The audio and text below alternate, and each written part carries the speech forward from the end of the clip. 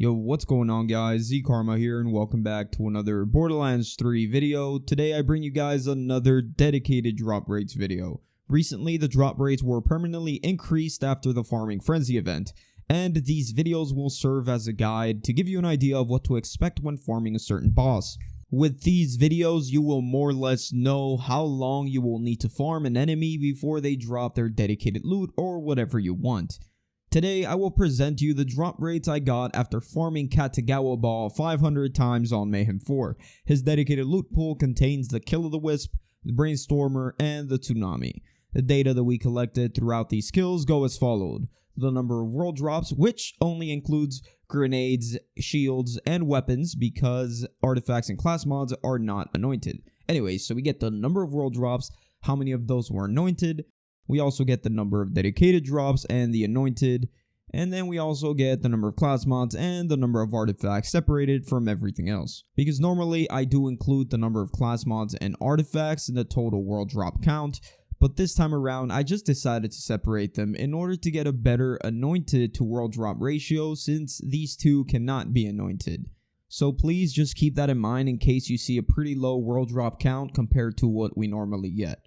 So before we get into the results, if you guys find this video helpful in any way, a like rating will be greatly appreciated, and if you want to subscribe for more content, that will be awesome as well. So without further ado, let's just get straight into the results.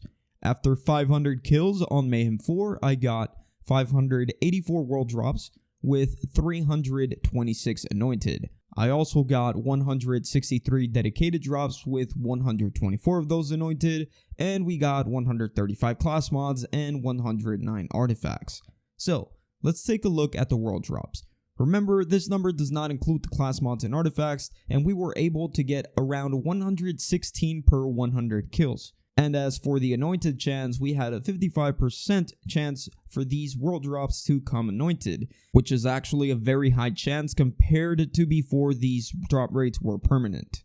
And of course, as you can see at the bottom, we also got 135 class mods and 109 artifacts, which we will not talk about any further. For dedicated drops, we had 163, which is about a 33% drop rate. This means that we would get about 33 dedicated drops per 100 kills. And this number is extremely high. It used to be around 10 or 11, now we're getting 3 times as much. As for the anointed chance, these had a 76% chance of being anointed, which is extremely high. So almost every single dedicated drop that you got was going to be anointed, which is good, right? Everybody likes anointed, everybody likes high chances. Anyways, moving on. Now let's talk about the specific dedicated drops that I got. Out of the 163 dedicated drops, 57 were the Kill of the Wisp, which is an 11% drop chance. 35 of those were anointed, putting us at a 61% anointed chance. As for the Brainstormer, we had 54 of them, which is a 10% drop rate, and 43 of those were anointed, which is an 80% chance.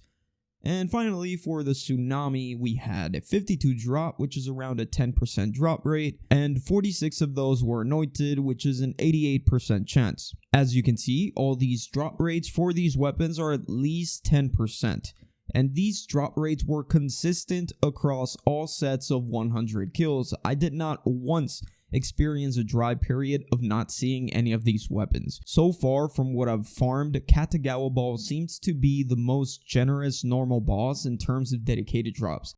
The anointed chance is also at a really high rate for each of these items. In my opinion, I would definitely recommend you go farm for these enemies' dedicated drops.